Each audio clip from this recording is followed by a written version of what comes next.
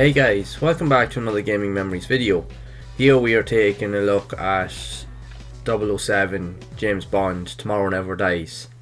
That was released on the PlayStation back in 1999, and it actually is pretty much a direct kind of link or spin-off to the original movie with Pierce Brosnan.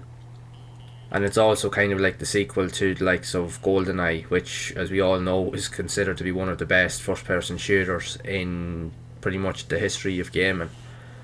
Now, this here definitely takes a different approach. I remember when this actually came out, it was actually on around Christmas '99. I remember one of my brothers, Eamon, my youngest brother, a friend of his, actually came over. It was actually Christmas Day, and he had actually gotten the game for Christmas, and he'd actually gotten it, and that was my first experience with it. But straight away, you knew rightly well it was very different because, again, it uses a third-person perspective camera compared to the likes of first-person. And after playing it for a while, it is actually an okay game, but it's definitely not up to the standard of GoldenEye, because GoldenEye really set the standard for first-person shooters on the likes of consoles, pretty much gaming in general. Because one of its unique aspects, not only did it have a great story, but it also had a fantastic multiplayer aspect to it as well. That was definitely one of the highlighted features in it. This game during development was supposed to actually have a multiplayer element to it, but it was actually taken out during the development phase of the game. But considering like the clunkiness of the controls, which it is very clunky, it's playable, but it's very clunky. It would have been hard to actually really implement a decent style multiplayer aspect to this game, because it wouldn't have been as polished considering the similarities between that and GoldenEye.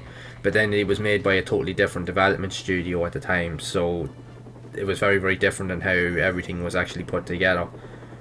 But it definitely holds true to the movie. Again, there's a lot of, as we all know, like, and I have mentioned this in previous videos, that a lot of games that come out, especially in the mid to late 90s, even early 2000s, games that were usually based off movie franchises never really were as good as people would have expected them to be, and this is definitely one of the latter ones.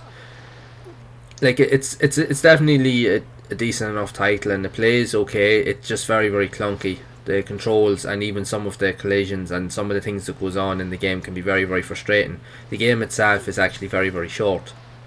There's 10 missions total in the game, and you can actually complete them, most of them, in a few minutes. What will actually take you the longest amount of time really to complete the mission is the fact it's just the frustration of some of the things that actually happen, because likes of what you can see here on one of the levels, there's a couple of levels where you have to go on skis, and the enemy AI is so low power quality, basically they're very silly, and it's just not well put together. They actually just get in your way and are just a hindrance, and then you die then for just silly reasons.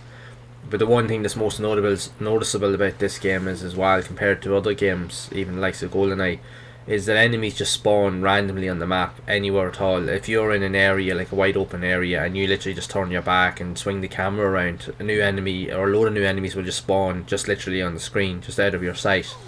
And this can get actually very frustrating in the game as well, because that can actually lead you to dying an awful lot in the game. But if you stick with it, it's actually an okay title, and you will actually enjoy it, especially if you like James Bond, if you like action kind of games. It's definitely not the most polished title on the PlayStation, I will admit, but it's actually a decent enough experience. But again, it's definitely not a patch on GoldenEye, but then it's a totally different game as well, and it definitely adds something to it. If you're a fan of James Bond, it's definitely worth trying out.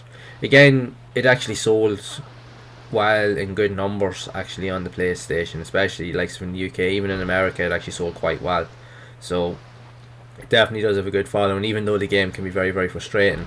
But what the game does offer us as well is it offers a lot of different kind of gameplay genres in the one game. You have like a third person action shooter, but then you have like sports, kind of like where you're on skis, but then you also do have what I have now is like a driving section as well, like car combat. So like you're actually driving around and you're trying to blow up like cars. You do that like in one level of the game, but again the levels are just very short in general.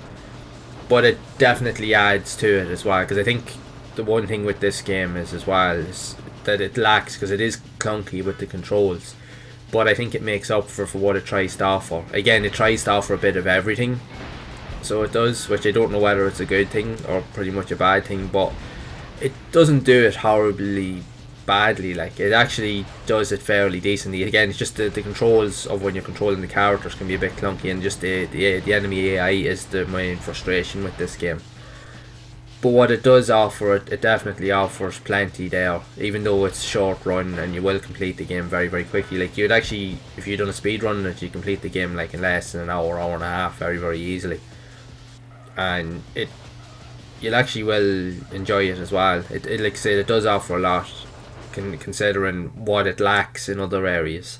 So there's definitely a lot of action and stuff like that to be had, a lot of stuff blowing up, and obviously in a lot of other areas you'll die a lot as well. Like, so with certain boss fights and stuff like that, it can be very, very fiddly and frustrating. But aside from that, a lot of these games back in those days as well, and even with modern games today, you can see what people are trying to do, and some games pull it off, some games probably not so much.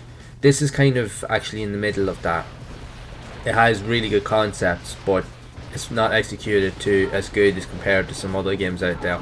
But it's not to say it's not an enjoyable experience. If you're into action games, which I definitely am, and I used to love these third-person action style games on the PlayStation. I did actually get into this, and I did manage to finish it, like, and I definitely enjoyed it, even though it was frustrating. It definitely wasn't the best when I played, but it definitely had something in it that definitely stood out. So it was worth actually checking out for sure. If you're a fan of James Bond at all, it definitely is something worth checking out, even if you just want to experience some of the older games. But again, like I said, it's not a say anything like a patch on GoldenEye, because again, GoldenEye was a completely different game. And I think what actually happened was that GoldenEye on the N64 originally set the standard for not just with video games or FPS games, but just the entirety of the games industry at that time, because it really was something unique. And it done it so well, it executed it really, really well. So when this came out, obviously people were thinking that it would actually be the same, but it's actually not, and it definitely wasn't executed as well. But at the same time, it's not to say that it's not an enjoyable experience. Again, if you can put up with the clunky controls and the inadequacies of the enemy AI at times, you will actually have a half decent title here. Again, if you like these type of third person action type games, you will actually get something out of it. And the one advantage of it is as well is that it is very short, and it doesn't take long really to kind of get through it, so you will actually be able to finish it fairly quickly. So I'd love to know your thoughts on this game, if you've played it, or if you're a fan of James Bond franchise games or movies. Be sure to share your thoughts down in the comments below, as I'd love to hear them. So if you have enjoyed this video, make sure to leave a like. Also be sure to subscribe to the channel and hit the bell icon to be updated whenever I release future content, and also make sure to share the video, as I am going to be re-exploring a lot of these old classic games, and even exploring other games on the PlayStation, and just sharing my thoughts and experiences with everyone.